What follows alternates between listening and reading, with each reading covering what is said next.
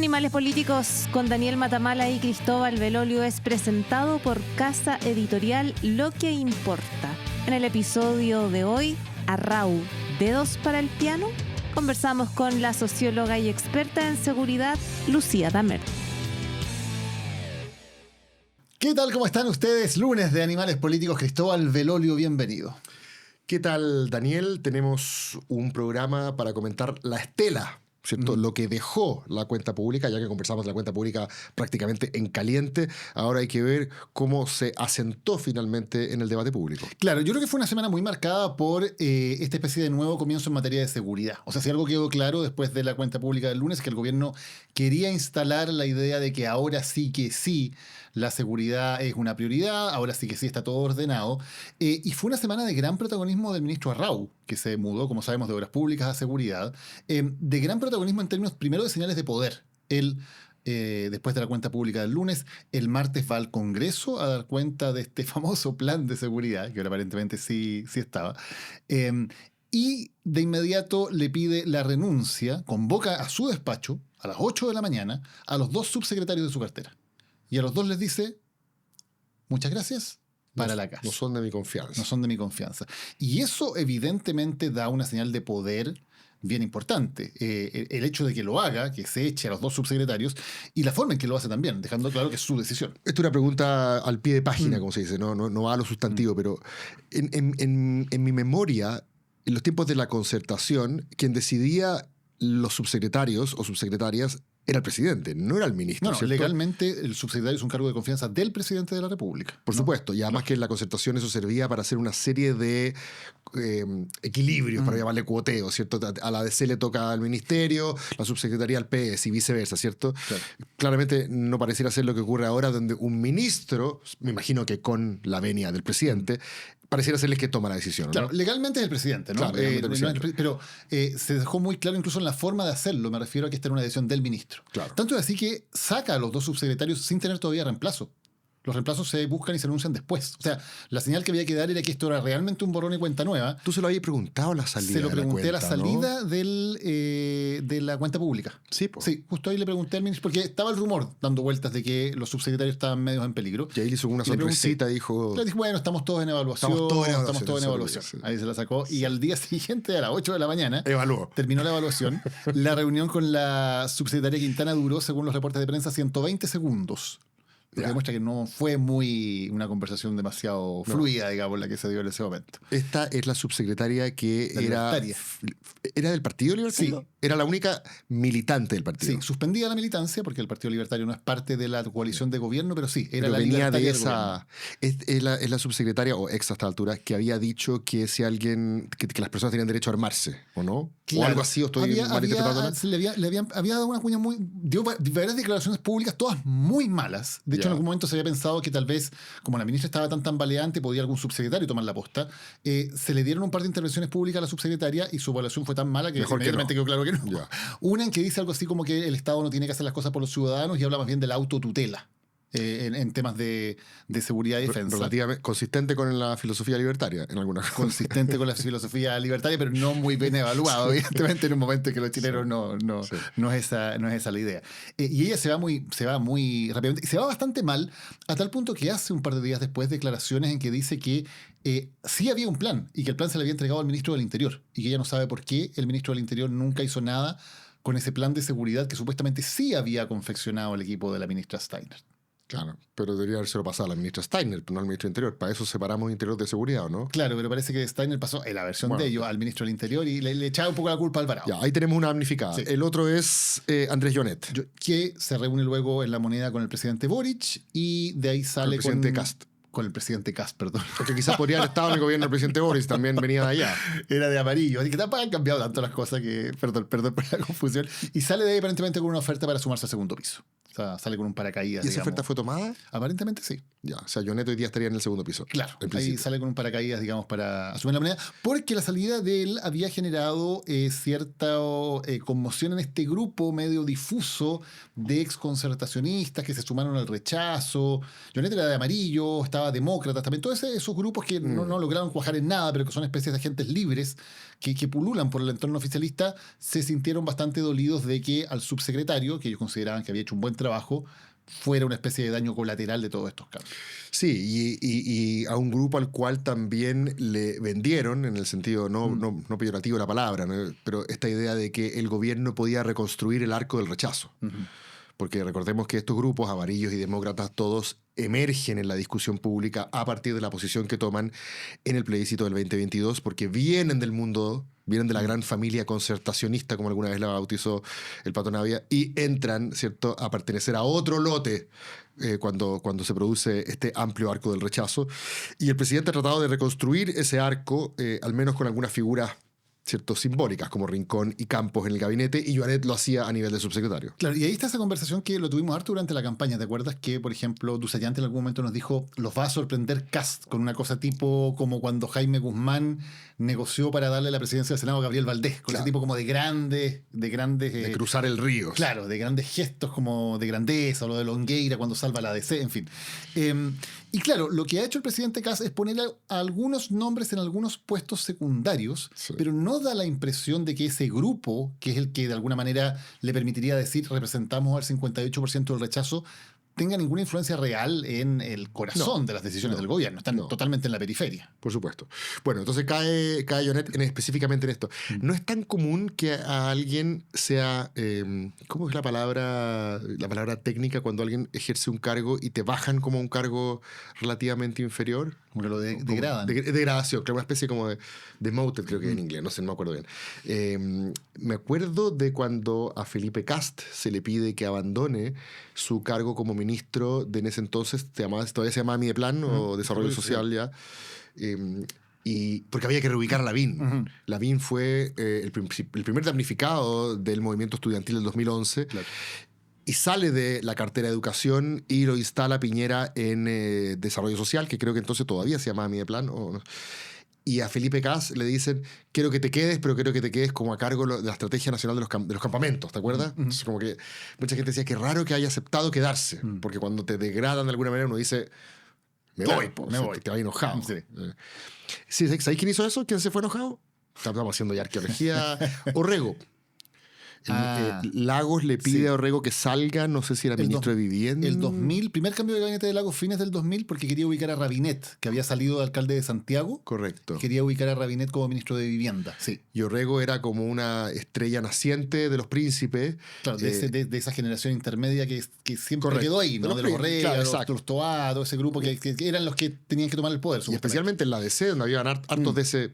Y Orrego, que era también como una especie de primus inter pares de ese mundo. Que era de familia de prosapia demócrata cristiana. Exacto. Claro. Sale, pero dice, y parece que Lagos le ofreció un second best. Y él dijo no. Y de ahí empezó su carrera edilicia en Peñalolén. Claro. Pero bueno.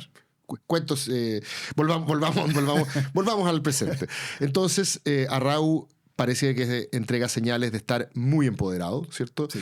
Él antes, lo habíamos comentado brevemente, una especie de estrategia preventiva a críticas que ya estaban circulando por su poca experiencia en materia de seguridad.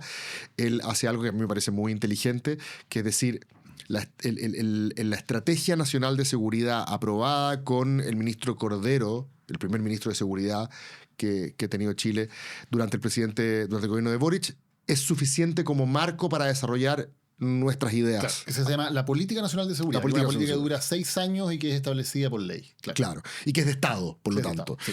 Y por eso dura 6 años, para que no sea que cada gobierno llegue a hacer la suya. Esa es la idea. correcto, pero como este gobierno está un poco en la parada de que todo lo que hizo el anterior es malo, no me hubiera llamado mucho la atención que hubiesen dicho, vamos a hacer el nuestro. Y en este caso me parece que es inteligente desde el punto de vista político, justamente porque es capaz de neutralizar la crítica, le parece que es suficiente como marco y empieza a tratar de articular las promesas que el propio presidente hace en materia de seguridad el lunes a mediodía. Sí, y lo que hemos tenido durante los siguientes días es de alguna manera lo que lo que uno hubiera esperado que pasara desde el 11 de marzo. Cuando nos imaginábamos un poco cómo partía el gobierno el 11 de marzo, yo creo que lo conversamos varias veces. Uno se imaginaba, va a haber aquí un ministro de seguridad o una ministra que va a estar todos los días fiscalizando los ambulantes, en los operativos, en el decomiso de droga. Obviamente, todo ese tipo de cosas que son más bien efectistas, porque son los operativos que se hacen siempre, pero que ayudan a decir, miren, ahora el gobierno sí está en terreno, sí está haciendo las cosas.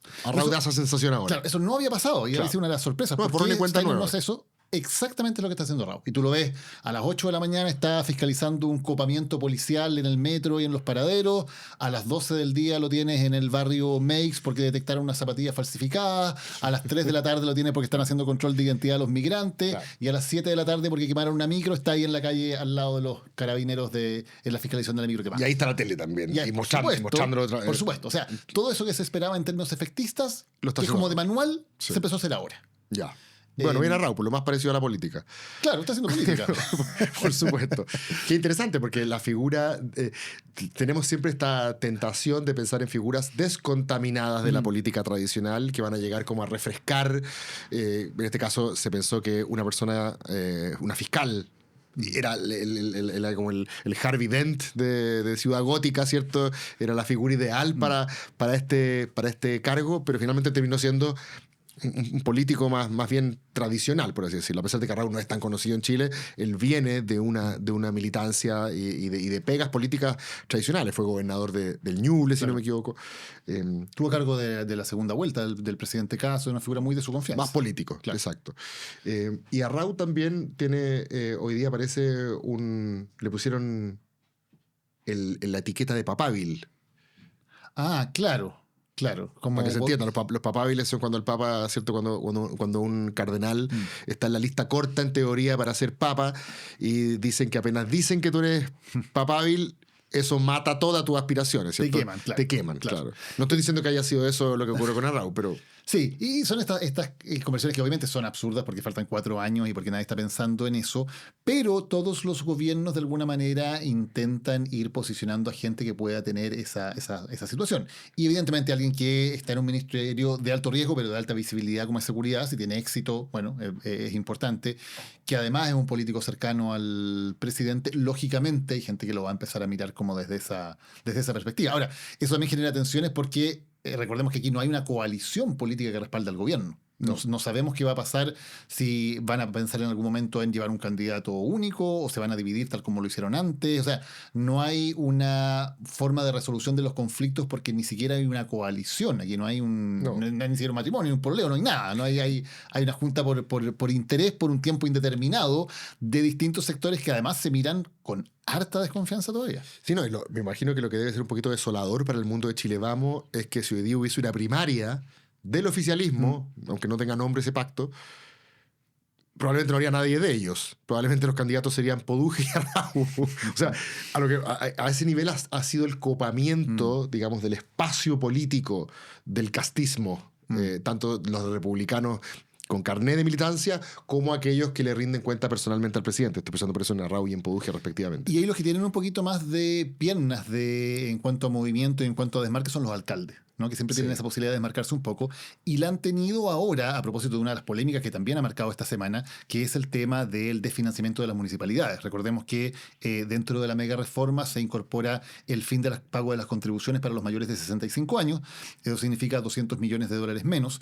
Y lo que ha dicho el ministro Quirós, lo que ya notificó oficialmente, es que de esos 200 millones, los 130 que son del Fondo Común Municipal se van a reponer en el presupuesto. Se va a sacar plata, nadie sabe de dónde, pero bueno, van a estar. Pero que los otros 70 millones que se olvidan.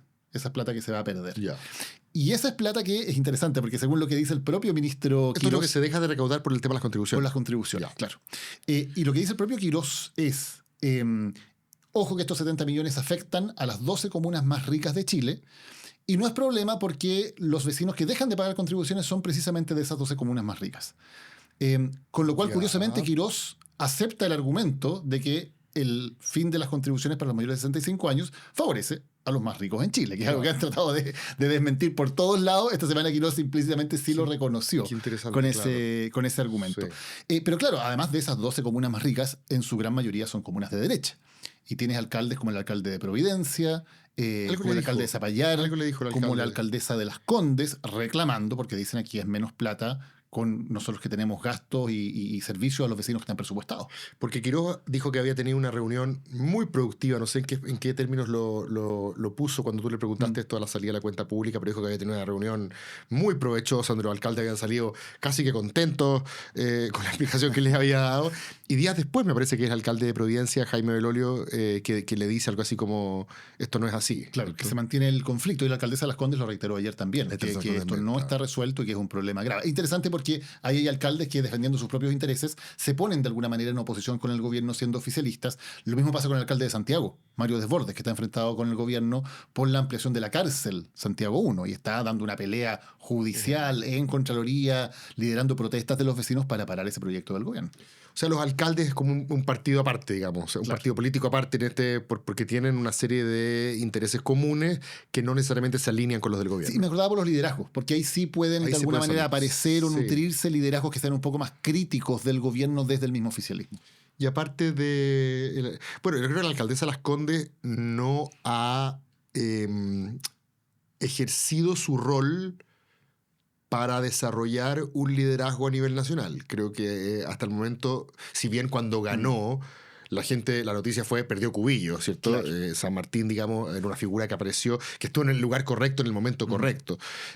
Pero en ese momento muchas personas dijeron, aquí apareció, digamos, una nueva figura a nivel nacional, me da la impresión que se han concentrado todavía más bien a nivel local. Claro, y es difícil proyectarse a nivel nacional porque una figura como ella, que es de derecha, pero independiente, y que surge como oposición a la derecha más, digamos, más dura, institucional, sí, claro. Es un poco difícil que tenga un espacio hoy día en la política nacional. No se ve muy claro por ahora.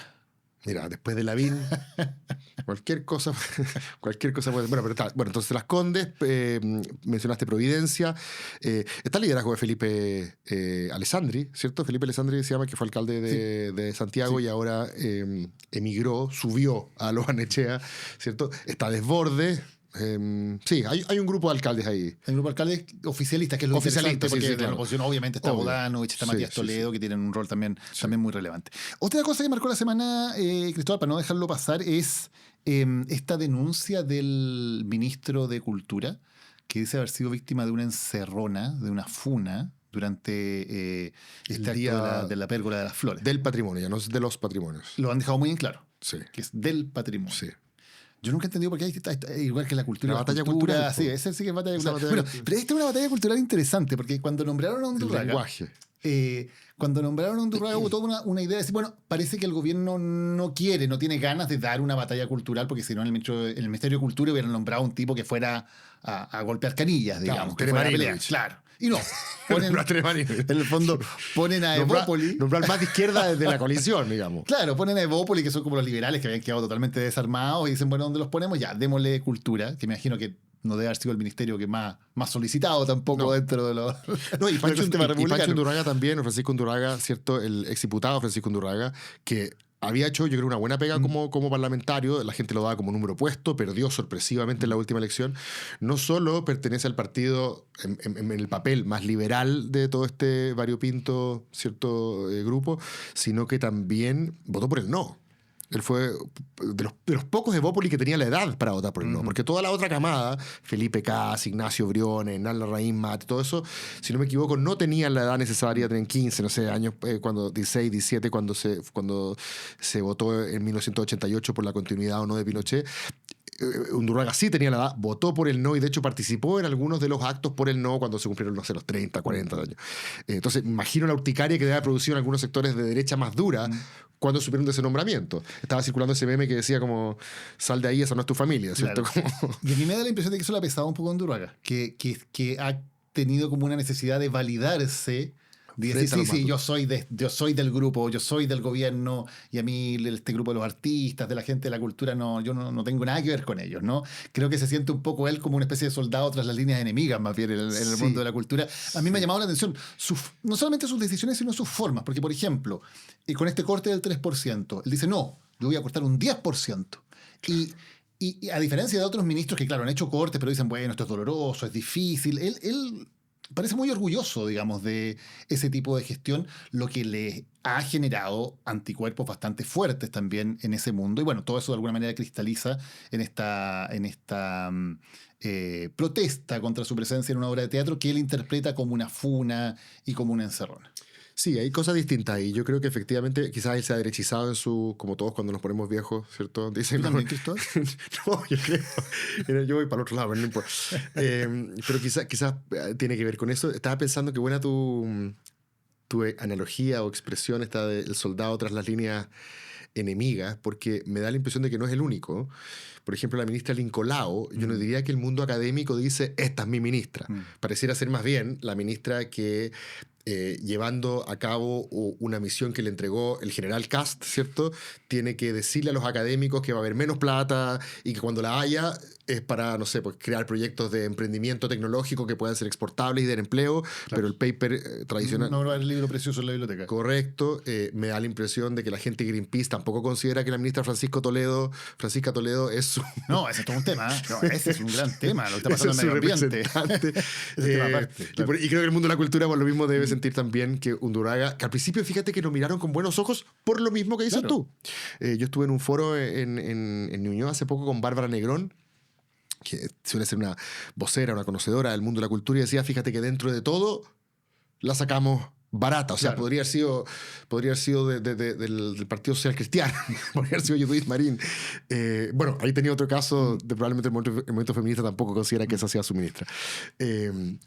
Y había como una sensación de, bueno, pudo ser mucho peor, ¿cierto? Y yo creo que ahora efectivamente hay ciertos roces que quizás son por lo que dices tú, esa necesidad de Undurraga de decir, sí, pues, si yo en verdad soy de acá. El converso tiene que ser el más convencido de todos, porque siempre es sospechoso de herejía. Sí. Y lo segundo es que uno siempre tiende a creer que hay grandes conspiraciones contra uno, ¿cierto? Maquinaciones, gente que diseñó un plan, y a veces las cuestiones ocurren sencillamente por razones mucho más pedestres, ¿cierto? Aleatorias, accidentales, sino cosa de leer el libro de Jorge Solume, ¿cierto? Tiempos mejores. O sea, las cosas pasan. Claro. Uno se puso a pifiar, lo siguió el de al lado, ¿cierto? No necesariamente todo aquí es una maquinación. Sí, y la historia que se inventó Undurraga es un poquito fantasiosa en muchos aspectos. ¿Cuál fue Claro, que partía diciendo que esto había sido un acto organizado por Amparo Noguera, que no tenía nada que ver en la organización del asunto, que era sencillamente la hermana, si no me equivoco, claro, y esto había sido toda la producción, había llevado a la gente para que la gente había ido a ver una obra de teatro. Bueno, pero claro, pasa eso un poco, ¿no? Que cuando te sientes un poco en misión tras las líneas enemigas, sientes que todos te están conspirando contra ti. Sí. ¿Le afectará su permanencia? Estoy pensando en general a este modelo de ministro tras las líneas enemigas. Que es distinto a lo que ha hecho Mecho Malí, por ejemplo. Claro. Mecho Malí yo creo que se ha puesto la camiseta del mundo de la salud. Claro, y es interesante, lo digo por el tema de los recortes, porque también salud está haciendo recortes tremendos, 2,5%, miles de millones de pesos menos para los hospitales, para los consultorios, pero de alguna manera la forma en que lo comunica la ministra es bien distinto, ¿no? Ella no aparece exultante, claro, diciendo, miren, se acabó los TENS a trabajar, los médicos ganen menos, no. Tiene una cosa que es más empática en cuanto a la forma de comunicar también, que esto es un ajuste doloroso, que hay que hacerlo, porque bueno, pues las circunstancias del país son difíciles. Oye, y tenemos otro actor que también volvió a aparecer, lo conversamos en su momento aquí con Cristóbal Carle, esta idea de que el movimiento estudiantil, lo que habíamos visto en Valdivia, era una probadita, pero lo que él decía, lo que conversábamos, era que era raro que no se activara, ¿cierto?, en algún momento, por varias razones, las dimos en su momento, porque está gobernando la derecha, porque la derecha tiene una cierta idea de la educación que colisiona con la idea que tienen en general unos movimientos estudiantiles que son más de izquierda, porque también el movimiento estudiantil actual ya no necesariamente mira con ojos obnubilados a la generación de Boric y compañía y el Frente Amplio, quiere tener agenda propia, quiere tener voz propia, ¿cierto? Todos quieren sus 15 minutos también de fama cuando son dirigentes estudiantiles y ellos dicen, este es el nuestro. Y también los vimos salir a la calle esta semana. Salió a la calle la Confech, una movilización que pasa lo que, bueno, y también es una prueba, un primer ensayo de cómo va a funcionar esto. Nuevamente termina más o menos rápido en violencia. Los estudiantes dicen que ellos tenían un trazado aprobado, que se los cambiaron a última hora y no aceptaron ese cambio. Intentaron pasar por un trazado que no tenía la aprobación y ahí Carabineros actuó de inmediato. Eh, y Reprimió Carabineros. claro, claro. Y ahí está la duda de cómo se van a relacionar estos actores, ¿no? Porque uno de los temores que uno tiene, o que yo tengo al menos en lo que viene ahora, es que precisamente hay una sensación de que al gobierno puede convenirle que se generen estas imágenes en las calles, ¿no? Que le permiten jugar, y lo vimos en las declaraciones después de lo que pasó el otro día, le permiten jugar con esta lógica de nosotros somos el orden versus el caos, se acabó aquí el tema de protestas violentas, el gobierno esta semana intentó plantear toda esta idea del registro de vándalos, que ya lo vamos a conversar en detalle con nuestra invitada también lo que significa. Pero creo que es peligroso cuando se tiende a pensar desde un sector político que el hecho de que haya violencia puede servir o puede ser usado políticamente. Y por lo tanto creo que hay que ser bien cuidadosos en cómo se mueven todos los actores. ¿Tú crees que si eso ocurre, si más imágenes, no sé, un lumazo, ¿cierto? Un lumazo sangriento, para ponernos dramáticos, esa imagen, con dependencia de lo que pase afuera, porque afuera siempre eso se ve mal, digamos, pero para adentro, ¿tú crees que refuerza la idea de un gobierno que está hablando en serio en materia de seguridad? Depende. Yo me refiero no al lumazo en la cabeza de ustedes. Vimos la imagen de un estudiante ensangrentada. Por eso, esa imagen me refería. Fue bien fuerte. Pero también vimos imágenes de los encapuchados, por supuesto, tirando piedras, rompiendo semáforos, todo eso que es lo que creo que refuerza ese mensaje que puede tener el gobierno. Mi punto es que ojalá que los sectores políticos no empiecen a tentarse con pensar en que alguien gana cuando hay no manifestación pacífica, sino que por alguna razón se desata la violencia en la calle. Ojalá que ninguno de los sectores empiece a tentarse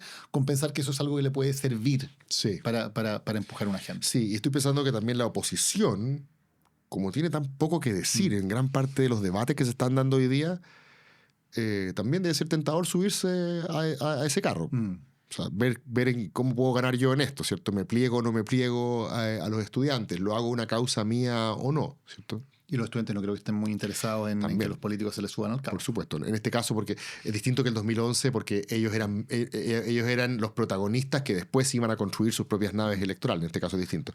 O al menos aparente ser distinto. ¿Tenemos otra noticia política de la semana? Yo creo que vamos a conversar con nuestra invitada. Vamos. Estamos de regreso en Animales Políticos, como todos los lunes, analizando la contingencia política nacional a una semana de la cuenta pública, que, como conversábamos en el primer bloque, reinstaló, ¿cierto?, las prioridades del gobierno, economía y principalmente seguridad pública. Para hablar de seguridad pública y otras hierbas, tenemos con nosotros a Lucía Damert. Lucía es académica de la Universidad de Santiago, del Departamento de Estudios Políticos. Además tiene una vasta experiencia política porque trabajó en el gobierno, en el segundo piso especialmente. Así que, Lucía, es un placer tenerte con nosotros. Muchas gracias. ¿Qué tal, Me encanta Lucía? estar acá con ustedes. Había escuchado siempre. Pero estamos, Lucía, hablando de esta especie de nuevo comienzo del gobierno de Kast en materia de seguridad. ¿Crees que efectivamente es ya, ahora sí que sí, después de el desastre de los primeros meses? Bueno, no les queda otra más que ahora sí que sí, en realidad, porque es muy increíble lo que pasó en los primeros meses. De cualquier gobierno se podría haber esperado el acomodo, incluso el gobierno anterior, ¿cierto? Porque el gobierno anterior entraba con el tema de la Constitución, pero este era un gobierno que no esperaba. Acuérdense que 2-3 semanas antes en la OPE se echaba la idea de que tal vez podíamos tener militares en las calles por el tema del gobierno de emergencia. Entonces uno pensaba, bueno, ¿cuáles son las políticas que se están pensando, que se están dirimiendo? Bueno, pareciera que no mucho. Yo, en todo caso, escuché a la ministra Steiner la semana anterior a salir, que ella contó de su plan en un seminario internacional en el que estuvimos, que es plan distinto al que después ha presentado el ministro Arrau. Entonces, claramente, ojalá este sea, digamos, un nuevo comienzo. Y ¿Sí tenía un plan la ministra Steiner? Ella presentó un plan en el seminario que hicimos con la tercera. Bueno, tenía un grave problema, y es que prevención del delito no era uno de los ejes principales. Entonces siempre me llamó la atención. Ahora, fue un PowerPoint, nunca lo alcancé a leer, no había nada escrito. No era un documento anillado, como decía. No era un documento anillado, tampoco PPT, nada, pero lo que quiero decir es que realmente el gobierno necesita tener una hoja de ruta en seguridad.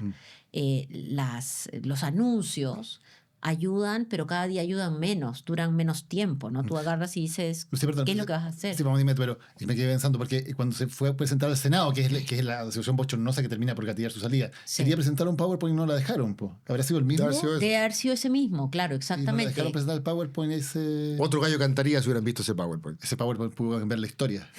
Sí, está en el seminario, ella lo Está, ya. explicó Hay que revisarlo. con todos los elementos de juicio, pero efectivamente, mira, el problema no es solamente la ministra, ¿no? Ojalá fuera un problema la ministra, el problema es que el gobierno no diseñó cuáles eran los caminos por los cuales iba a transitar en los temas de seguridad, prevención, policía, reinserción. Por supuesto que no es fácil. Hoy es un poquito más fácil que antes porque tienes un ministerio, uno, está fuera de la moneda. Y al estar fuera de la moneda tienes mucho menos prensa. Es muy interesante lo que ha pasado con el nuevo ministerio, porque claro, antes salía el subsecretario del Interior para hablar de cualquier cosa, no sé, de un desastre natural, y de paso le preguntaban por el homicidio. Claro. Y a la noche era el homicidio lo que se convertía en noticia, ¿no? En cambio que ahora el ministro está en otro lado, eso es importante. Dos, es un ministerio que está en formación, entonces, digamos, la mayoría, incluso los periodistas especializados, no conoce tanto quiénes están, cómo están, pero tres, se eligió a una ministra que venía a la fiscalía y ella no logró en los meses antes diseñar un equipo que pudiera ser un equipo de gobierno, ¿no? Seguía como la mirada más de fiscalía. Desde el punto de vista comunicacional, a veces se dice que lo importante es que la percepción de la gente en materia principalmente de seguridad sea de que cambió la mano, ¿cierto? No es, todavía es muy difícil mostrar resultados concretos, ¿cierto? Tendencias muy estructurales, pero lo importante era ver a alguien que estuviese, que pareciera como que estaba haciendo muchas cosas, ¿cierto? Y desde ese punto de vista aquí hemos dicho que pareciera que en materia de seguridad dato no mata relato, ¿cierto? Que es como el típico dicho. Quiero saber qué piensas tú al respecto, qué tan cierto es esto, porque respecto al presidente Boric, es cierto que cuando llegó, digamos que su programa en materia de seguridad, probablemente todos los flashes se lo llevaba refundar Carabineros, digamos, no estaba tan concentrado ahí su propuesta. Pero después terminó ufanándose, por decirlo de cierta forma, de ser el gobierno que más leyes en materia de seguridad había aprobado. De hecho, el Ministerio de Seguridad, sí, más lejos. Hay gente que dice que a la ex ministra Carola Toá lo que le jugó muy en contra en la primaria contra Janet Jara era que ella era la ministra de una cosa que el gobierno había hecho mal versus Janet Jara, que era una ministra en el área que el gobierno lo había hecho bien. Y hoy día parece esta necesidad de ver al gobierno haciendo cosas sin todavía saber si estas cosas van a entregar resultados o no. ¿Qué tan cierto es la relación entre dato y relato en materia de seguridad? Mira, el temor al delito está basado en lo que la gente ve en la tele, digamos, efectivamente el liderazgo, la presencia, incluso cosas que tal vez no tienen mucho sentido, pero que ayudan, estar en algún evento, en una cosa operativa. Pero también la gente toma la micro y ve que le roban a alguien y no pasa nada. También a la gente le roban algo en su auto y va a denunciar y se toma 3 horas. Digo, hay una cosa no es solamente el relato comunicacional, ¿no? También necesitas como una evidencia de qué está pasando en tu territorio. Tal vez en el espacio público siguen unos cabros fumando marihuana y tú no quieres que fumen y has ido a denunciar y no pasa nada y no escuchas que nadie esté resolviéndose el problema o haciéndose cargo. Entonces, necesitas tener las dos vías, la vía comunicacional de alto nivel, si ustedes quieren, de la tele, de los líderes de estos temas, pero también necesitas la política pública. Yo creo que en lo que pasó con el gobierno anterior es que se concentró en una agenda legislativa que es para el primer nivel, ¿no? El primer nivel donde tú dices, mira, hemos pasado 60 leyes en la prensa, pero en el día a día, la gente que ve el TikTok, las leyes no se traducen al TikTok. Sí, lo dijo el presidente Kass cuando empezó la cuenta pública. Exacto, la ley no se traduce en, además, una cosa específica en el minuto, ¿no? La ley, de hecho, bueno, se aprueba y de acá que cambie la realidad falta mucho. Entonces, yo pensé que el gobierno actual se habría dado cuenta que entonces lo que necesitas es un programa como el Chile cuida, el Chile protege, el Chile cuida, no sé, algún programa que la gente identifique que algo se está haciendo, que lo pueda ver también, ¿no? Más carabineros, probablemente formas distintas de patrullaje, alguna métrica, pero lo que tuvimos fue, digamos, una comunicación muy mala y además una falta de programa, si te pones a pensar. Entonces ahí creo que Arrau logra copar la agenda. Inmediatamente que llega y tiene mucho más oficio político.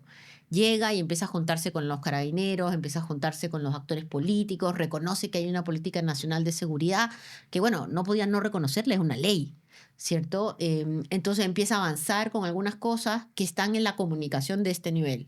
Y ahora pareciera que en el discurso del presidente, para la comunicación más general, está el registro de vándalos, ¿cierto? La expulsión de los extranjeros. La flagrancia. La flagrancia, digamos, como que esas cosas Quedan en la retina.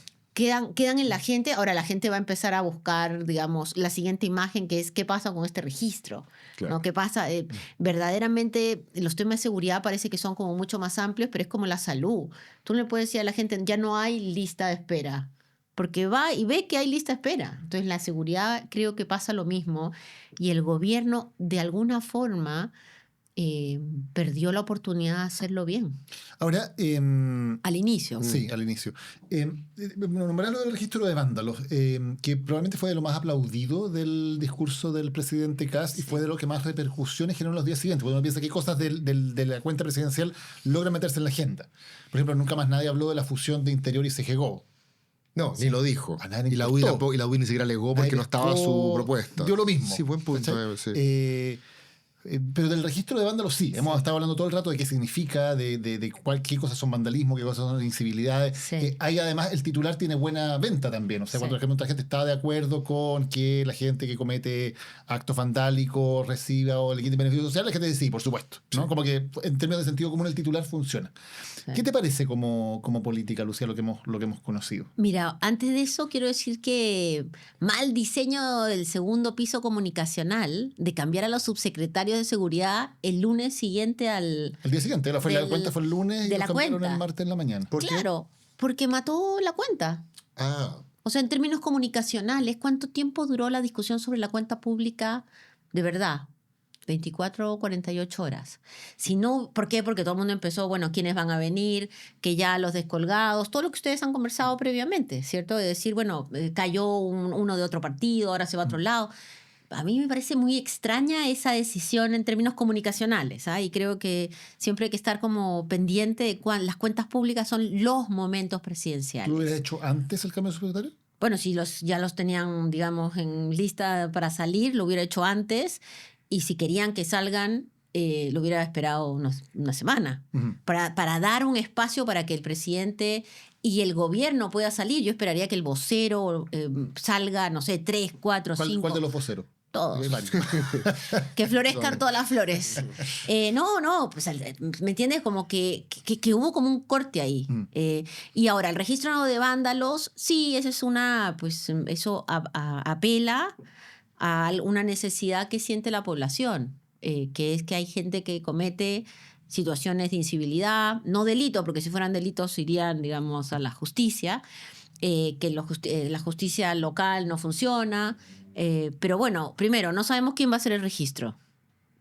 Otro trabajo más para la policía local que ya está, digamos, en su tope máximo. No sabemos qué significa una incivilidad. Queda total y completamente off que tú digas, bueno, a los vándalos que tienes programas sociales les quitamos los programas sociales y a los vándalos no pobres, ¿qué vamos a hacerle? ¿Cuál es la oferta? Yo creo que tal vez hubiera sido mejor decir todos aquellos sean considerados que cometen vandalismo van a hacer trabajo comunitario, van a limpiar las calles, sean de cualquier estrato socioeconómico, ¿no? Porque el gobierno viene con el punto de que es un gobierno de los más ricos y su principal motivo, su principal política de decir es a los vándalos les vamos a quitar protección social. Digo, es raro. Y luego que toda la evidencia, que claro, la evidencia hoy día está menos valorada, pero toda la evidencia que hacen los académicos demuestra que lo peor que tú puedes hacer con alguien que empieza una carrera criminal o que está empezando a tener actitudes violentas es quitarle oportunidades de salir. Ujú. Entonces, de un momento a otro, no solamente no vas a tener pensión dentro de 60 años, sino que tal vez no vas a poder ir a estudiar. Entonces, es una medida que tiene buen aplausómetro, pero que creo que va a tener una reiteración en la discusión que la va a terminar redefiniendo un poco. Además se mezclan cosas que son bien distintas, porque estamos hablando desde el que raya una muralla hasta el que le tira una molotov a carabineros. Claramente son dos cosas que no tienen nada que ver la una con la otra. Uno es un delito muy grave, la otra es una falta. Tampoco queda claro esto tiene que ser a través de un fallo judicial o te van a quitar un beneficio social sencillamente porque hubo una denuncia. O sea, Bueno, además, ¿quién es el dueño del registro? Porque, a ver, yo confío plenamente en muchas instituciones y personas, pero no quisiera que el registro esté en forma discrecional en manos de quién exactamente, la policía, la gobernación. Por otro lado, bueno, si vamos a hablar de incivilidades, vamos a meter también a la gente que pasea a su perro, o sea, ¿me entiendes? Y no limpia.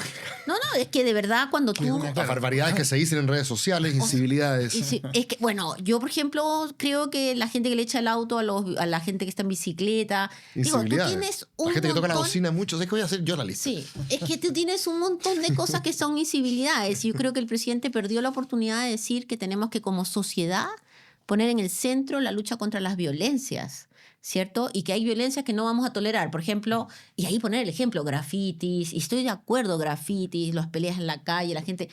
Pero hay un límite donde empiezas a ser delictual, tienes que denunciar y ver, pues, de tener la evidencia para que vaya preso. Pero funcionó bien en este registro portaliano donde hay que recuperar el orden en todas las Sí, dimensiones, claro, ¿cierto? sí. No solamente el orden fiscal, sino que también el orden de que nos portemos todos un poquito mejor en la ciudad. Sí. Y no estoy diciendo esto que voy a decir ahora es ridiculez, pero esto como bien portaditos, bien peinaditos, no metan ruido. Por eso me llamó la atención cuando hablo de los bares y la gente que tomaba afuera, ¿cierto? Como cuestiones que tienen que ver también con una cierta mirada de lo que es permisible o no es permisible en el espacio público, que es más restrictiva. Y me parece que es consistente con la mirada de ese mundo, que es una mirada que generalmente tiende a entender la delincuencia y el mundo antisocial, como se le llama, desde una perspectiva más represiva, menos comprensiva. Y te quería preguntar, porque tú vienes de un mundo en el cual se suele decir, esto lo dijo Carola Toá, de hecho que estuvo con nosotros hace algunas semanas atrás, de que la izquierda tenía está como medio complejo con la delincuencia, o que ella percibía que en su mundo, creo que alguna vez también lo articuló José Miguel Insulza de esta manera, de que en la izquierda había una mirada un poquito más comprensiva respecto del fenómeno delictual, en la medida de que era un subproducto de la desigualdad. Y como era un producto de la desigualdad, a lo que había que apuntar si tú realmente querías reducir la delincuencia, es a reducir la desigualdad, más oportunidades, etc. En cambio, la derecha parece decir, no me hablé de estructura, no me hablé, eso además toma mucho tiempo. Incentivo. Vamos ahora a la cuestión clave. La cuestión clave es cómo disuadimos.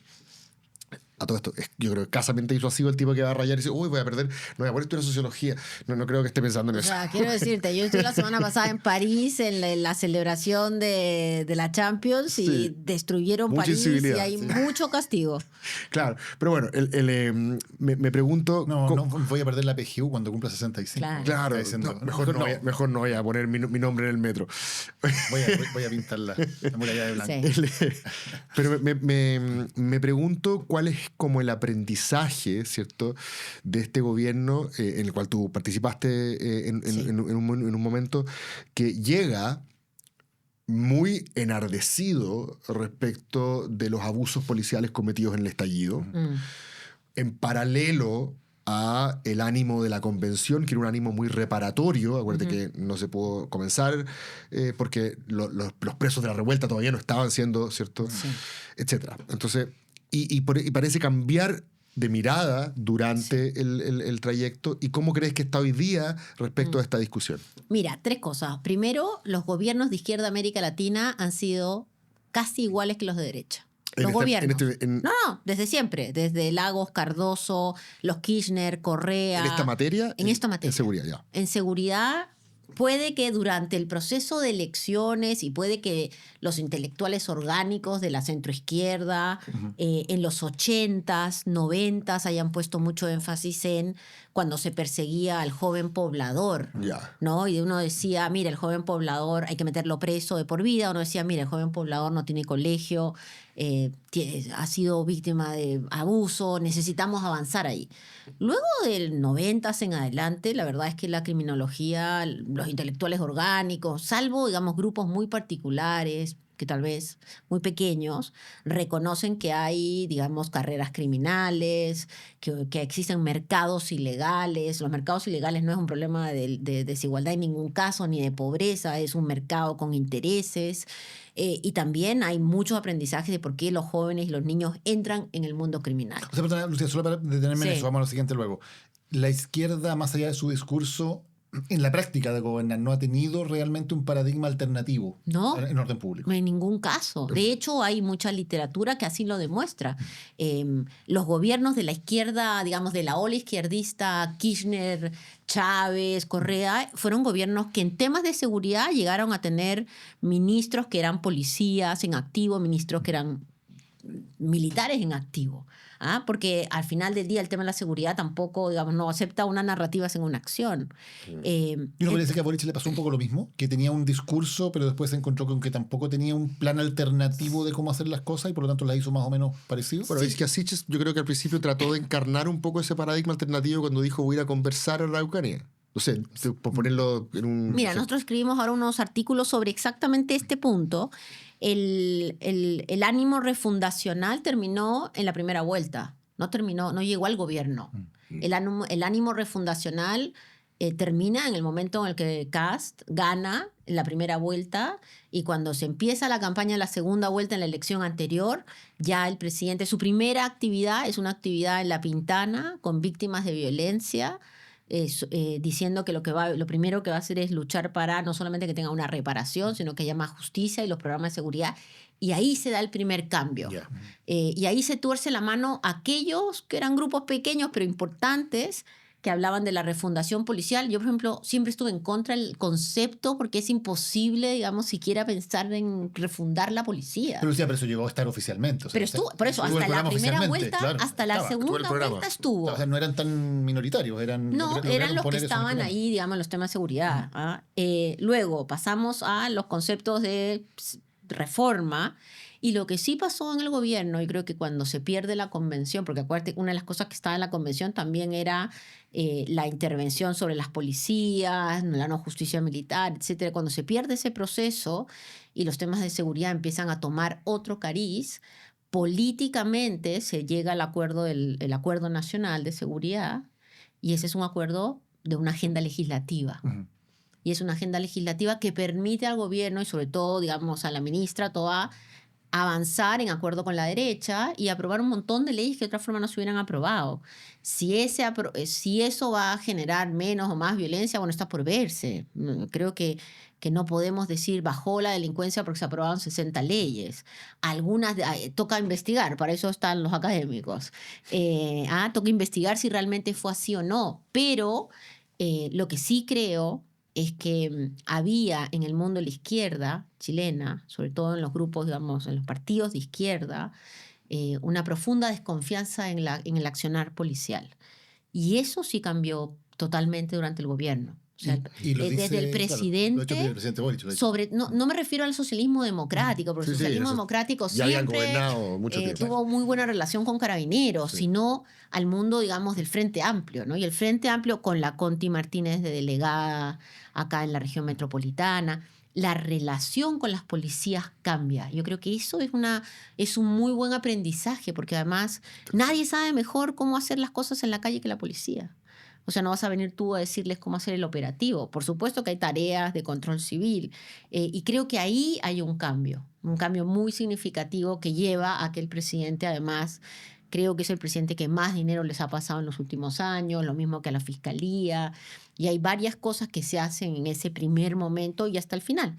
Pero Lucía, tal vez la preocupación que yo veo es que como se fueron tan al chancho en el diagnóstico, ¿no? Esto de decir que hay que refundar y después se pasan un poco para el otro lado, Sí. queda un poco la discusión sobre qué reformas efectivamente hay que hacer, porque los Carabineros todos estamos de acuerdo con una institución fundamental, pero no significa que sea perfecta ni mucho menos. Y toda la crítica a Carabineros tenía que ver porque efectivamente en los años anteriores se acumuló una serie de situaciones muy preocupantes. Hubo casos de corrupción gravísimos, hasta las más altas esferas de Carabineros, ¿no? Hasta el general director.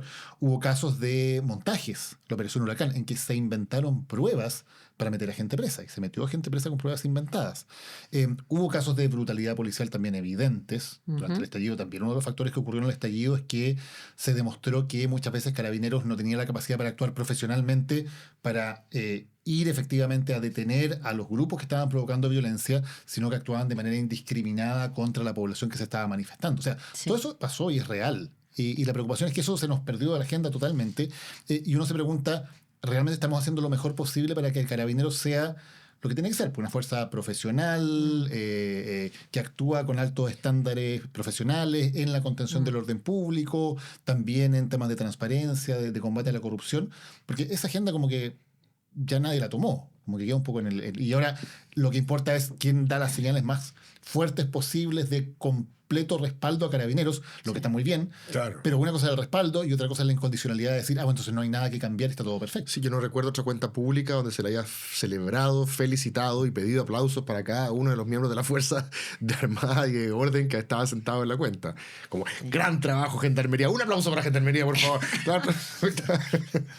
Bueno, sí, pero miren lo que fue la cuenta pública de Trump, ¿se acuerdan? Que también fue un poco así. Estoy pensando en Chile, sí. Claro, sí, en Chile, pero en Chile yo me acuerdo cuentas públicas donde el aplausómetro era muy fuerte para cuando se decía vamos a aumentar en 5.000 carabineros. Sí.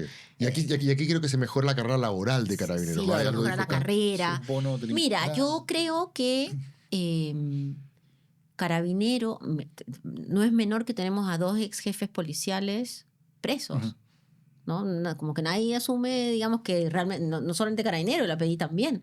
Entonces, sí creo que a la falta de control civil para esos cambios, Carabineros sí ha hecho cambios. O sea, creo que no hay que no podemos negar eso. Yo justo acabo de terminar un par de artículos, hemos estado trabajando con los Carabineros, y cuando tú entras a mirar las escuelas de formación, le han metido cabeza, le han metido pensamiento, porque también ellos se dan cuenta, primero, que si no lo hacen, va a venir el backlash de nuevo, digamos, en términos de los temas pendientes.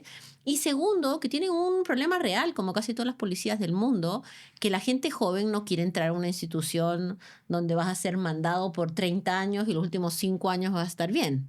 O sea, ya tienes que abrir mecanismos de participación, han habido cambios, yo creo que bien interesantes en términos de la respuesta a las protestas, pero claro, como no hubo protestas por 3 años, recién vamos a ver ahora si esos cambios se implementan, si las cámaras se usan. Han habido cambios en otras áreas también, pero yo soy de las personas que cree que los cambios institucionales, así como en muchas otras áreas del Estado, tú requieres el control del ministerio.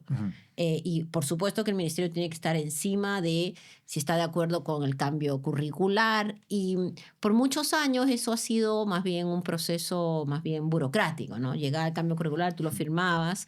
Estoy segura que si el trabajo policial no se hace como se debe, va a volver a salir no solamente la izquierda, la centroizquierda, sino el mundo democrático a pedir que las cosas se hagan distinto. Claro, que digo y qué bueno lo que dices, Lucía, tú que conoces más en detalle lo que está pasando, que es muy, muy alentador. Digo que las señales públicas muchas veces no son muy interesantes. Porque, por ejemplo, cuando al Carabinero Crespo se le convierte en una especie de héroe por cierto sector político, más allá de la discusión sobre si lo que cometió es delito o no, que por supuesto es una decisión que toman los tribunales y se consideró que no era delito, pero una cosa es decir, esta acción no es delito, y otra cosa es decir, esta acción lo convierte en una especie de héroe que lo vamos a levantar como un ejemplo a seguir. Claro, un carabinero que evidentemente incumplió las propias normas de carabinero, que actuó por detrás, por fuera de los protocolos, sancionado por carabineros por múltiples razones.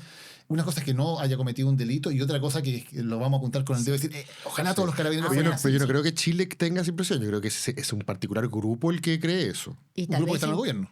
Un grupo que está en el gobierno. Yo diría que incluso está...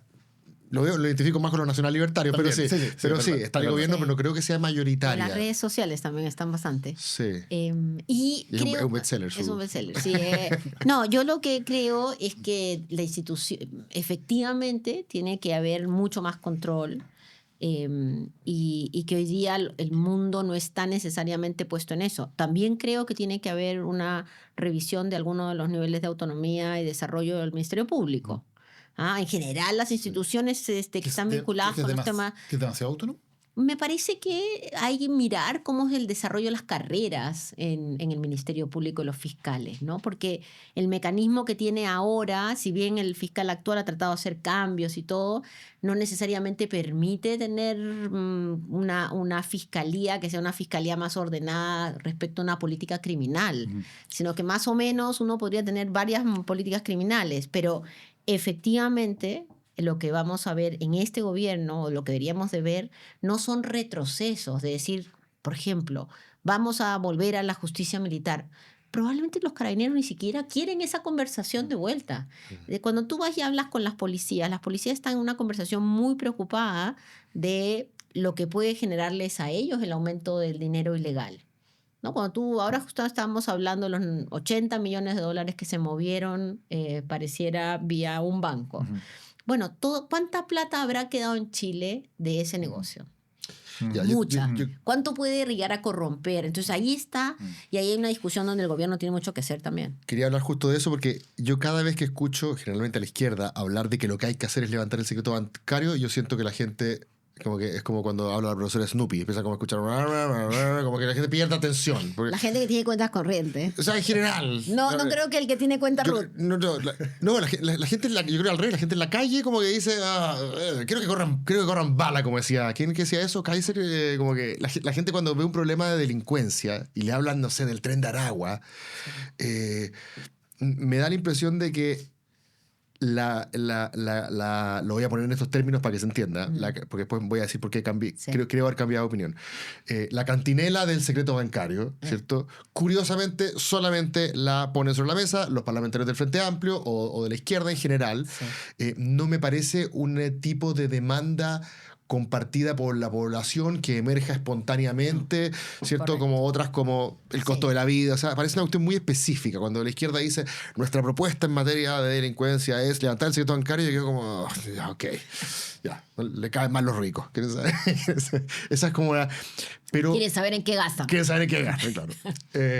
O ya están las herramientas judiciales, cualquier cosa. Como Kaiser, que decía que se oponía porque no quería que un comunista le estuviera revisando su cuenta bancaria. Su cartona, claro.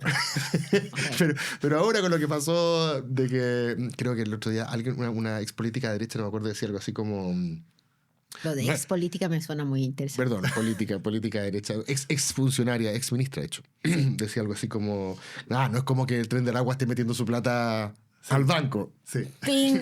3 doritos después. Bueno, pero es que lo que pasa es que la creo que sí. seguridad, ¿sabes qué? Pero te preguntaba por eso, como que políticamente ahora, Sí. ¿crees que este tipo de cuestiones que impactan la población, pues escuchan bancos, Tren de Aragua, ¿crees que pueden darle más caché hacer que el tema del secreto bancario pueda, en este caso, politizarse rentablemente a favor de la izquierda, como hasta ahora creo que no lo ha logrado? Mira, hace un par de días el ministro Quirós ya salió a decir que algo va a hacer, pero no, por lo menos no está claro, que algo va a hacer con el tema del secreto bancario, que va a seguir siendo un tema judicial, pero que va a haber una apertura para que sea más rápido, algo de eso está buscando. No van a haber incentivos tributarios para el Tren de Aragua.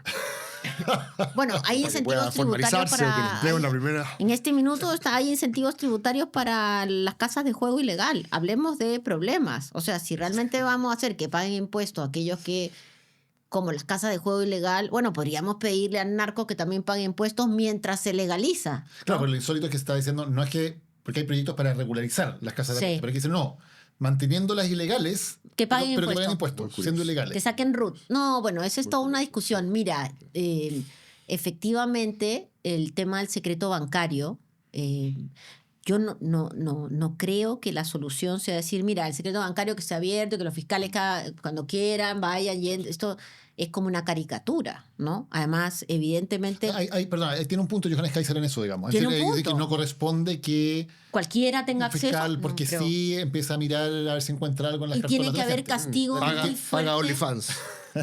Denunciado. Tiene que haber una regulación que aquí sí, bueno, aquí nos acordamos del garantismo, que no las cosas se nos olvida.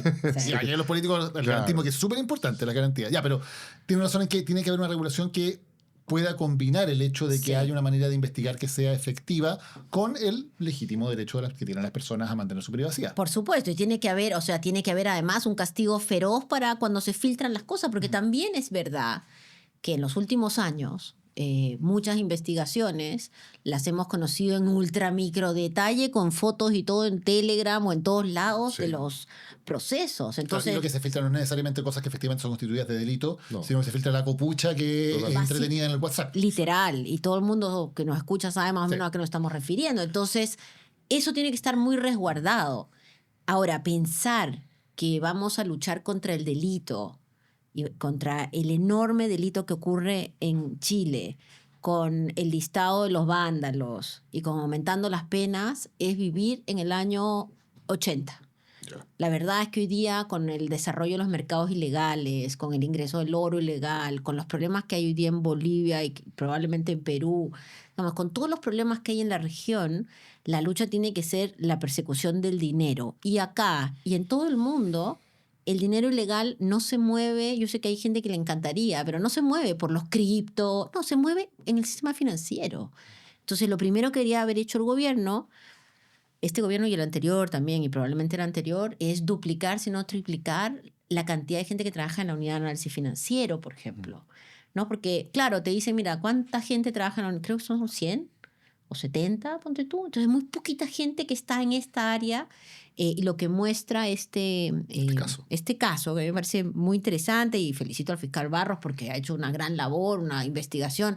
Nuevamente, para los que nos escuchan, esto no es porque el gobierno hizo nada. Esto son cosas de largo plazo, ¿cierto? No es ganancia de ningún sector. Pero Lucía, esto parte porque a una mujer en un operativo, después de que había una accidente en Colombia, se le cae el teléfono. ¿Ya? Se le cae el teléfono, los investigadores recogen el teléfono y en el teléfono estaban las pruebas de que estaba este ejecutivo bancario, que había extorsiones del Tren de Aragua, y con ese teléfono O sea, no es que hubo una alerta del sistema financiero de que había un ejecutivo que tenía un montón de cuentas dando decenas de millones de dólares. Es que en el teléfono aparece este ejecutivo y por eso empiezan a investigar al ejecutivo, se dan cuenta que tienen todas las cuentas. Es al revés. Ya. Es al Es como uno revés. esperaría que funcionara el Ok, sistema. claro. Es una cosa accidental. Ahora, digamos, no sé qué pasa con compliance en el banco. Hay un montón de preguntas pero este tipo de casos demuestra que el secreto bancario es una herramienta, levantar el secreto bancario es una herramienta que debería ser mucho más rápido, mucho más efectiva, que es fundamental para luchar contra los mercados ilegales, que uno lo requiere para poder avanzar en la investigación, ¿cierto? Y que a veces uno termina investigando gente que es muy cercana, que está en las mismas instituciones, y hay que pensar en esa complejidad del fenómeno. Entonces, no es una discusión como sencilla, mira, la izquierda quiere una cosa, la derecha quiere otra, sino cómo vamos a hacer para evitar No, yo creo caer que- como en el mundo de la mafiodemocracia. Yo creo que políticamente le entrega a la izquierda un buen argumento de por qué es importante, porque esto efectivamente tiene un impacto público. Sí, sin duda. Me parece que Chile, si bien no tiene los problemas que tienen otras democracias en la región, ayer justamente escuchaba una charla de Eduardo Moncada de Colombia sobre las democracias violentas, como en Latinoamérica conservamos la ritualidad democrática, pero subsiste también una cultura de la violencia de grupos organizados, ¿cierto? De una gobernanza criminal también que se extiende en el territorio. Yo no pensaría, bueno, en Chile, como la capacidad del Estado todavía es relativamente buena, y fíjate, Kass lo dijo en un momento en la cuenta, dice, en Chile el Estado se hace sentir en todo el territorio, y vamos a decir que sea así, a diferencia de lo que quizás suena demasiado idealizado, pero en comparación a otros lugares en los cuales sencillamente el Estado no entra, ¿cierto? Zonas completas o barrios, ¿cierto?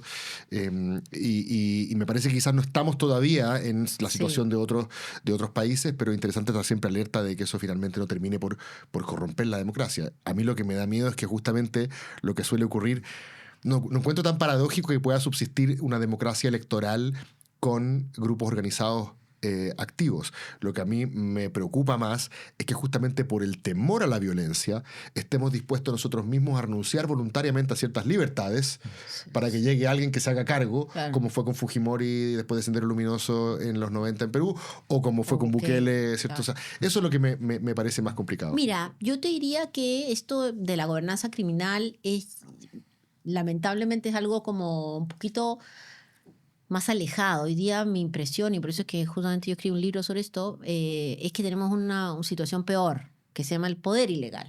Porque no es que tú tengas los malos y luego el Estado en una pelea. En muchos territorios es la misma gente. Correcto. Entonces, en algunos por corrupción, por amenaza. Y por entrega de servicios públicos por también. entrega de servicios públicos. Entonces, cuando uno dice, mira, la gobernanza criminal es como hace 20 años cuando hablábamos de la ley de emergencia. Lo que decíamos, mira, en la ley de emergencia están las bandas 1, 2, 3, vamos a meternos y los vamos a sacar.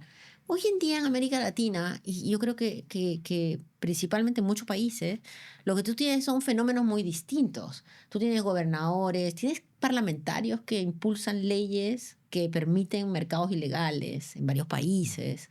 Entonces la situación ya de esto del poder ilegal lo hace más difícil, porque el representante que has elegido es un representante de unos intereses que apoyan al mundo de la criminalidad en algún sentido, ¿no? En muchos países yo creo que eso es lo que está pasando. ¿Y eso, Lucía, es todavía más incipiente en Chile? ¿Todavía estamos con más tiempo para poder detenerlo? Yo creo que acá evidentemente hay mucho dinero ilegal que debe estar fluyendo en algunos espacios, y creo que los niveles de corrupción en ningún caso son institucionales, ¿no? Son mucho más individuales. No es como en otros países donde dice, bueno, hay un tarifario, ¿no? Y estamos a tiempo de poder fortalecer las instituciones, pero justamente esos tiempos son los tiempos que perdemos cuando estamos en la caricatura, ¿no? Entonces, ¿cómo hacer para evitar la construcción del poder ilegal a nivel local? Cuando escuchaba a unos colegas que trabajan en temas municipales y decían que, no sé, la mitad de los alcaldes y no sé cuántos concejales están siendo investigados por hechos extraños, digamos, de corrupción, pequeña y mediana, pero por ahí es donde se empieza a meter el dinero ilegal. La cantidad de casos que uno cree que son como una manzana podrida, donde involucran a un contador, a un notario, a un conservador. Bueno, esas son las cosas que uno debería estar mirando, porque el problema, digamos, la criminalidad es en algún sentido la violencia que se establece en algunos territorios, pero sobre todo es el control que luego pueden ejercer del Estado con un dinero que además en épocas de crisis electoral, en crisis económica, es un dinero bienvenido en algunos países, ¿no? Entonces, estamos a tiempo, por supuesto, y ojalá que el gobierno haga una buena estrategia de seguridad que convoque a la gente de todos lados, digamos, los expertos, y que se pueda avanzar también con certeza, porque uno de los problemas que tiene Chile es que tiene mucho temor. Entonces el temor nos lleva a estas conversaciones más altisonantes, ¿no? Pero el temor necesita ser también medido, y parte importante de medir ese temor o disminuirlo es bajarle el volumen al ruido político, donde los dos políticos andan peleando si es que eso es una mega crisis o una ultra crisis. Entonces luego el ciudadano está en la micro escuchando esto y dice, bueno, evidentemente estamos muy mal, ¿cierto? Entonces después uno sale y dice, mira, los datos no son tan malos y bueno, claro, ¿no? Viene contra uno, pero creo que también el mundo político tiene que darse cuenta que es parte de su responsabilidad hacerse cargo de bajar la atención permanente sobre estos temas y más bien dar soluciones. Lucía, muchísimas gracias por habernos acompañado hoy en Animales Políticos. No, muchas gracias a ustedes. Gracias, Cristóbal. nos encontramos el próximo lunes. Nos encontramos el próximo lunes. Chao, muchas gracias. Animales Políticos fue presentado por Casa Editorial Lo que Importa. Dirección ejecutiva Daniel Matamala. Producción general Paulina Barrales.